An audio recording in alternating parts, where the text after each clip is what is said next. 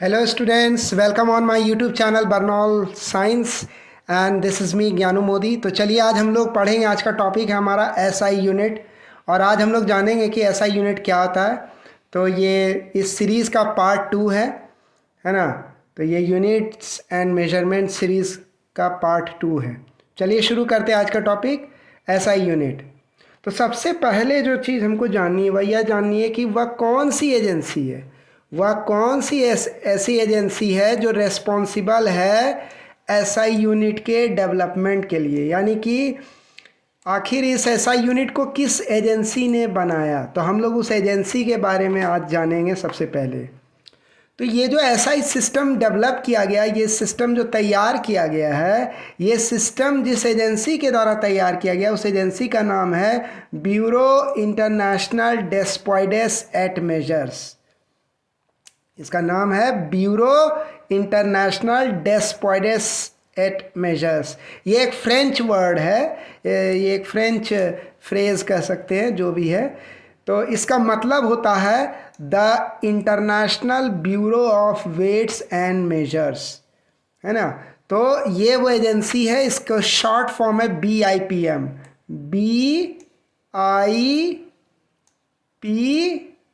BIPM कहा जाता है। तो ये CVS पेरिस के नज़दीक एक जगह है CVS, वहीं जो है इसकी ऑफिस है। और इस सिस्टम को डेवलप किया था BIPM ने इन 1971। तो ये एसआई सिस्टम डेवलप किया गया था। तो ये जो एसआई सिस्टम है, समझना, तो ये एसआई सिस्टम का जो है रिसेंटली जो है एक कॉन्फ्रेंस हुआ था वेट्स एंड मेजर्स पर। नवंबर 2018 में एक कॉन्फ्रेंस हुआ था, उसमें जो है वेट्स एंड मेजर्स पर जो है नवंबर 2018 में कॉन्फ्रेंस हुआ था। तो उसमें एसआई सिस्टम का रिवीजन किया गया था। ठीक है, ये याद रखिएगा। चलिए अब आगे बढ़ते हैं। अब है कि ये जो एसआई यूनिट होता है ये किस तरह का यूनिट है, इसकी खासियत क्या है, ये मतलब क्या है। तो ये कुछ नहीं, एक सिस्टम है यूनिट का। एसआई यूनिट जो है ये सिस्टम है यूनिट का, और ये ऐसा सिस्टम है जो इंटरनेशनली एक्सेप्टेड है, यानी कि ये दुनिया के सभी देशों में ये जो है एक्सेप्ट किया हुआ है इस सिस्टम को, एसआई सिस्टम को, है ना। तो चलिए इसके बारे में डिटेल में जानते हैं। अब आता है कि ये जो एसआई सिस्टम होता है, हम लोग जो ये एसआई सिस्टम बोलते हैं, इसका फुल फॉर्म क्या होता है। एसआई सिस्टम का फुल फॉर्म क्या होता है। तो फुल फॉर्म जो है एसआई सिस्टम का वह होता है सिस्टमे इंटरनेशनल डी यूनाइट्स। ये फ्रेंच वर्ड है, ये भी फ्रेंच वर्ड है, ये भी फ्रेंच वर्ड है। तो सिस्टमे इंटरनेशनल डी यूनाइट्स, इसका मतलब क्या हुआ, इसका मतलब हुआ इंटरनेशनल सिस्टम ऑफ यूनिट्स। तो ये फ्रेंच वर्ड है। तो इसका जो एस है वह दरअसल में सिस्टमे के लिए आया है, और इसका जो वाई है वह आया है इंटरनेशनले के लिए, इंटरनेशनले। तो ये हो गया सिस्टमे इंटरनेशनले डी यूनाइट्स। तो इसीलिए इसको शॉर्ट फॉर्म में बोलते हैं एसआई यूनिट। इंग्लिश में इसका मतलब हुआ international system of units, international system of units. आप देखिए कि इसके नाम से ही हमको समझ में आ रहा है, आपको समझ में आ रहा है इंटरनेशनल सिस्टम ऑफ यूनिट्स, यानी कि ये पूरी दुनिया में ये सिस्टम चलता है। ये जो एसआई सिस्टम है ये किसी एक पर्टिकुलर कंट्री का स्पेसिफिक सिस्टम नहीं है, बल्कि ये पूरे वर्ल्ड के लिए है, पूरी दुनिया के सभी देशों में इसका इस्तेमाल होता है एसआई सिस्टम का। अब आता है एक और बात मैं बताना चाहूँगा कि एसआई सिस्टम जो है ये इतना वाइड स्प्रेड यूज़ इसका क्यों है, इतना इंटरनेशनली, और जितने भी साइंटिफिक और टेक्निकल और इंडस्ट्रियल और कमर्शियल वर्क होते हैं वो सब में एसआई यूनिट इस्तेमाल होता है। इतना खास है ये एसआई यूनिट। तो उसका कारण क्या है, ऐसा होता क्यों है। तो इसलिए ऐसा होता है क्योंकि ये जो होता है ना, ये डेसिमल सिस्टम को फॉलो करता है। ये जो एसआई यूनिट होता है ये डेसिमल सिस्टम को यूज़ करता है, सॉरी ये डेसिमल सिस्टम को यूज़ करता है किस लिए? सिस्टम के विदिन ही कन्वर्जन्स करने के लिए, है ना। और इसके जो कन्वर्जन्स होते हैं सिस्टम के विदिन में ही जो कन्वर्जन्स होते हैं उसमें एक तो डेसिमल सिस्टम का यूज़ होता है, और ये जो है ये जो कन्वर्जन्स होते हैं ना इसमें ये बड़े सिंपल और कन्वीनियंट होते हैं। मतलब इसमें इसी सिस्टम के विदिन, इसी के अंदर, इसी सिस्टम के अंदर कन्वर्जन्स क्या होता है, ऐसा सिस्टम के अंतर्गत कन्वर्जन्स बड़ा आसान होता है और बहुत सिंपल होता है। और दूसरी बात यह है कि इसमें डेसिमल सिस्टम इस्तेमाल करता है ये एसआई सिस्टम। तो ये दो कारण है, एक तो डेसिमल सिस्टम यूज़ होता है एसआई सिस्टम में, दूसरा इसमें कन्वर्जन्स जो है ना बड़ा आसान होता है, इजीली कन्वर्ट किया जा सकता है ना, तो यूनिट्स को। तो इसीलिए एसआई सिस्टम को वाइडली यूज़ किया जाता है, इसका इंटरनेशनल लेवल पर बहुत बड़ा इम्पोर्टेंस है, तो इसको याद रखिएगा। अब आता है यूनिट्स जो होते हैं, जो यूनिट्स हम लोग इस्तेमाल करते हैं वो कितने टाइप्स के होते हैं? तो यूनिट्स मेनली 3 टाइप्स के होते हैं। एक यूनिट है आपका फंडामेंटल या बेस यूनिट। ध्यान दीजिएगा, एक और बात इस पर गौर करने वाली है कि ये जो फंडामेंटल यूनिट होता है ना इसको बेस यूनिट भी बोलते हैं। फंडामेंटल यूनिट को बेस यूनिट भी बोलते हैं। क्लियर हो गया? तो टाइप्स ऑफ यूनिट्स में एक हो गया आपका फंडामेंटल या बेस यूनिट, दूसरा आपका हो गया सप्लीमेंट्री यूनिट। हाँ, दूसरा यूनिट हो गया आपका सप्लीमेंट्री यूनिट, और तीसरा यूनिट जो हो गया वह हो गया आपका डिराइव्ड यूनिट्स। ये डिराइव्ड यूनिट जो है ये थर्ड यूनिट हो गया। ठीक है, समझ गए? अब आगे बढ़ते हैं, देखते हैं आगे क्या है। अब आता है अगला टॉपिक जो होता है वो होता है फंडामेंटल क्वांटिटी। फंडामेंटल क्वांटिटी देखिए, यहाँ जो हम लोग अभी जो हम लोग देखे ये 3 तरह के यूनिट्स, मैं फिर आता हूँ वापस। ये जो 3 तरह के हम लोग यूनिट्स देखे ना हम लोग अभी, तो एक देखे हम लोग फंडामेंटल या बेस यूनिट, एक देखे हम लोग सप्लीमेंट्री यूनिट, एक देखे हमको डिराइव्ड यूनिट। तो इस तीनों यूनिट के बारे में डिटेल में हम लोग आगे पढ़ाई करेंगे। अभी बस आपको सिर्फ एक इंट्रो दे दिया कि कितने तरह के यूनिट्स होते हैं, तो आपको बस करना क्या, बस इसको याद रखना है। ठीक है, अब आता है टॉपिक, अगला टॉपिक फंडामेंटल क्वांटिटी। देखते हैं फंडामेंटल क्वांटिटी क्या चीज़ है, इसको समझने की कोशिश करते हैं। तो वैसे फिजिकल क्वांटिटीज़, ध्यान दीजिएगा, फंडामेंटल क्वांटिटीज़ का ये डेफिनेशन है, वैसे फिजिकल क्वांटिटीज़ जो इंडिपेंडेंट होते हैं टू ईच अदर, यानी कि वो किस एक दूसरे पे ऐसा नहीं है कि वो डिपेंड करते हैं। जैसे लेंथ ले लेते हैं और सेकंड ले लेते हैं, तो लेंथ जो है वह क्या है, वह फंडामेंटल क्वांटिटी है। आपका सॉरी सेकंड बोल दिया मैंने, I made a mistake. Length ले लिया, टाइम ले लिए, तो टाइम भी क्या है, टाइम भी एक फंडामेंटल क्वांटिटी है, लेंथ भी एक फंडामेंटल क्वांटिटी है। लेकिन ये इस पर ना तो डिपेंड करता है ना ये इस पर डिपेंड करता है, इंडिपेंडेंट है। तो इस तरह के जो इंडिपेंडेंट क्वांटिटीज़ होते हैं ना इनको कहा जाता है फंडामेंटल क्वांटिटीज़। और इनका एक और नाम भी होता है, इसे एक और नाम से कहते हैं हम लोग, इसे हम लोग बेस क्वांटिटी भी बोलते हैं। हो गया ना, समझ में आ गया? क्लियर? फंडामेंटल क्वांटिटी किसको बोलते हैं, बेस क्वांटिटी किसको बोलते हैं, एकदम क्लियर, समझ में आ गया? आगे बढ़ते हैं। तो ये जो यूनिट होते हैं फंडामेंटल क्वांटिटीज़ के, इनको फंडामेंटल यूनिट्स भी बोला जाता है। सॉरी, ये जो फंडामेंटल क्वांटिटीज़ के जो यूनिट होते हैं इनको क्या कहा जाता है, इनको फंडामेंटल यूनिट्स भी बोला जाता है। अब जैसे कहने का मतलब यह फंडामेंटल क्वांटिटी क्या हो गया, जैसे लेंथ फंडामेंटल क्वांटिटी हो गया, और इसका यूनिट क्या हो गया, वो हो गया मीटर। तो इसको हम क्या बोलेंगे, फंडामेंटल यूनिट बोलेंगे। इसको क्या बोलेंगे, फंडामेंटल क्वांटिटी बोलेंगे। क्लियर हो गया? समझ में आ गई बात? एकदम आसान है। चलो बढ़े आगे। अब देखो आप कह रहा है टोटल जो है 7 फंडामेंटल क्वांटिटीज़ होते हैं, सब मिला करके 7 फंडामेंटल क्वांटिटीज़ होते हैं, और एसआई यूनिट में और 2 सप्लीमेंट्री यूनिट है ना होते हैं।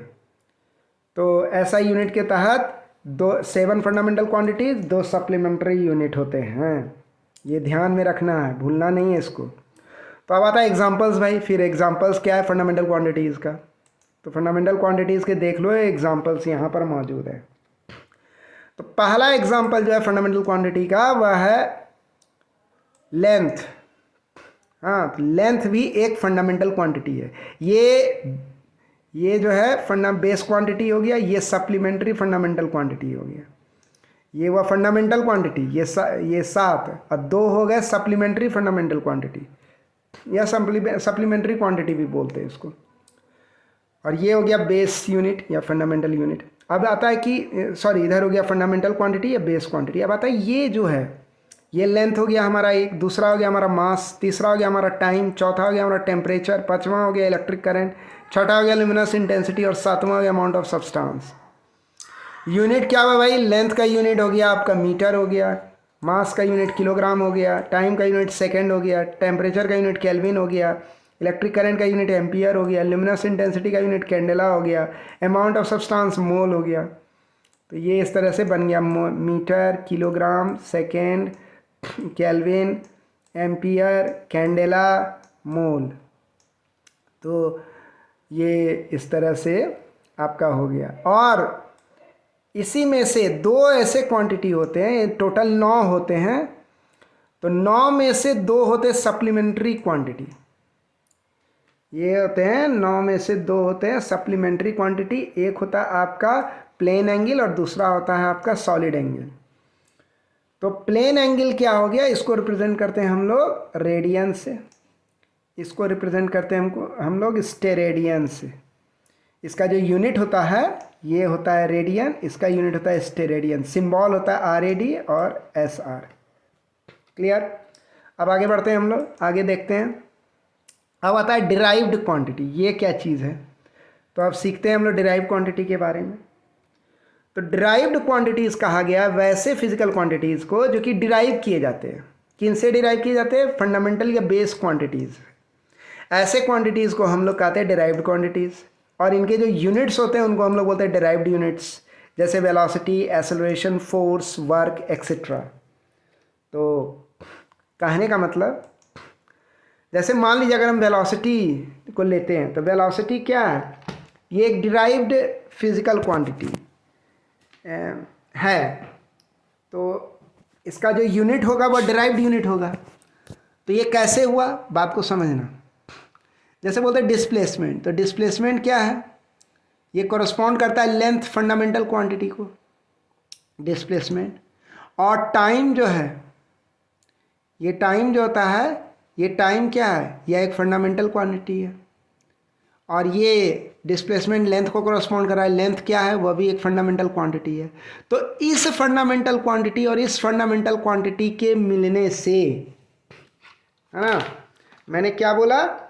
इस फंडामेंटल क्वांटिटी के और इस फंडामेंटल क्वांटिटी के आपस में मिलने से क्या बना? क्या बना? हमें एक तीसरा फंडामेंटल क्वांटिटी हासिल हुआ जिसे वेलोसिटी बोलते हैं। इसीलिए वेलोसिटी क्या किए हम? इन 2 फंडामेंटल क्वांटिटीज से हम क्या किए? इसको डिराइव किए। इस वेलोसिटी नाम के फिजिकल क्वांटिटी को डिराइव किए। किससे? इस फंडामेंटल क्वांटिटी से और इस फंडामेंटल क्वांटिटी से। तो ये क्या हो गया? डिराइव्ड फिजिकल क्वांटिटी हो गया वेलोसिटी। तो हमको लग रहा है कि अब आप आराम से मज़े में जो इसको सीख रहे हैं उसको अच्छे से समझ रहे हैं। तो कैसे हुआ ये देखो, हम लोग क्या बोलते हैं? Velocity is equal to displacement upon time. तो दोनों मिला, ये लेंथ को रिप्रेजेंट कर रहा है, ये टाइम है। तो लेंथ और टाइम 2 फंडामेंटल क्वांटिटी हो गए। तो 2 फंडामेंटल क्वांटिटी जब मिले तो क्या मिला हमें? वेलोसिटी मिला। एक तीसरा डिराइव्ड क्वांटिटी मिल गया, है ना। तो इसीलिए यहाँ पर कहा गया कि वेलोसिटी एक डिराइव्ड क्वांटिटी है, क्योंकि ये डिराइव किया गया किससे? लेंथ और टाइम फंडामेंटल क्वांटिटी से डिराइव किया गया है ना। चलो तो अब आगे बढ़ते हैं। अब हम लोग देखते हैं आगे क्या है। तो आगे velocity is equal to displacement by time. तो अब आता है यूनिट ऑफ वेलोसिटी। ये तो हो गया कि वेलोसिटी किस तरह से डिराइव्ड फिजिकल क्वांटिटी है, ये डिराइव्ड क्वांटिटी कैसे बना, उसकी कहानी थी। अब आता है इसकी जो यूनिट है वो भी कहलाएगी डिराइव्ड यूनिट। क्वांटिटी कहलाएगा डिराइव्ड क्वांटिटी, ये वेलोसिटी हो गया डिराइव्ड क्वांटिटी और इसकी यूनिट हो गई डिराइव्ड यूनिट। तो यूनिट क्या होगा? जो यूनिट डिस्प्लेसमेंट होगा बाय यूनिट ऑफ टाइम। यानी कि डिस्प्लेसमेंट का यूनिट क्या हो गया, मीटर हो गया, और टाइम का यूनिट क्या हो गया, सेकेंड हो गया, है ना। क्लियर हुआ। तो ये हो गया डिस्प्लेसमेंट का यूनिट और ये हो गया टाइम का यूनिट। तो ये दो यूनिट हो गए आपके। तो ये जो यूनिट होता है लेंथ का, ये जो यूनिट लेंथ का एम है, और हम कह सकते हैं यहाँ पर कि unit of length is M and it is fundamental unit. ये जो लेंथ का यूनिट है वो क्या है, वो एम है। तो ये तो फंडामेंटल यूनिट है। एम यानी क्या हो गया, एम हो गया आपका मीटर। मीटर क्या है, लेंथ का लेंथ जो कि एक फिजिकल क्वांटिटी, एक फंडामेंटल क्वांटिटी है, उसका फंडामेंटल यूनिट हुआ ये। और टाइम क्या है, टाइम भी एक फंडामेंटल क्वांटिटी है, उसका जो फंडामेंटल यूनिट है वो सेकेंड है। दोनों के मिलने से बना है ये यूनिट वेलोसिटी का। तो ये क्या कहलाएगा, ये पूरा कहलाएगा डिराइव्ड यूनिट, है ना, क्योंकि इसमें दो फंडामेंटल यूनिट मौजूद है, एक मीटर मौजूद है, एक सेकेंड। क्लियर। ये देख लो, unit of velocity is metre per second, it is a derived unit. हो गया क्लियर, समझ में आ गई बात। अब आता है व्हाट इज़ बेस यूनिट। अब आता है कि ये जो बेस यूनिट है ये क्या है। तो बेस यूनिट जो होता है इसका मतलब होता है फंडामेंटल यूनिट। बेस यूनिट का मतलब होता है फंडामेंटल यूनिट। तो सभी फंडामेंटल यूनिट जो होता है एसआई सिस्टम के, वे उनको बेस यूनिट भी कहा जाता है। बेस यूनिट का मतलब कि फंडामेंटल यूनिट का ही दूसरा नाम है बेस यूनिट। तो आप जितने भी फंडामेंटल यूनिट देखते हैं ना एसआई सिस्टम के, उनको आप बेस यूनिट भी बोल सकते हैं, कोई परेशानी की बात नहीं है। ठीक है, तो ये मैंने आपको यहाँ भी बता दिया। अब आता है व्हाट इज़ प्रॉपर यूनिट। हाँ, ये भी होता है एक प्रॉपर यूनिट किसको बोलते हैं, ये क्या बला है। तो वैसे यूनिट जो कि बिलोंग करते, किसको बिलोंग करते, एक particular type of unit system को बिलोंग करते हैं। यानी कि कोई एक खास तरह का यूनिट सिस्टम को बिलोंग करता है। जैसे मान लो सेंटीमीटर लेते हैं, तो सेंटीमीटर किस यूनिट सिस्टम को बिलोंग करता है, सीजीएस सिस्टम को। यानी ये क्या हो गया, सेंटीमीटर, ये हो गया आपका प्रॉपर यूनिट। इसलिए सेंटीमीटर जो है ना प्रॉपर यूनिट है, क्योंकि ये सीजीएस सिस्टम को, यानी कि एक पर्टिकुलर यूनिट सिस्टम को ये बिलोंग कर रहा है। तो सेंटीमीटर किस तरह का यूनिट हो गया, एक प्रॉपर यूनिट हो गया। मुझे पूरी उम्मीद है कि आज आपने कुछ सीखा, कुछ आपको समझ में अच्छा लगा होगा। मैं आपसे बस इतना ही रिक्वेस्ट करूंगा कि आपको अगर ये वीडियो अच्छा लगा तो आप हमारे इस प्यारे से यूट्यूब चैनल बरनौल साइंस को लाइक कीजिए, सब्सक्राइब कीजिए, बेल आइकन को प्रेस कीजिए, और जहाँ तक हो सके इसे शेयर कीजिए, एंड प्लीज़ हमें सपोर्ट कीजिए, है ना।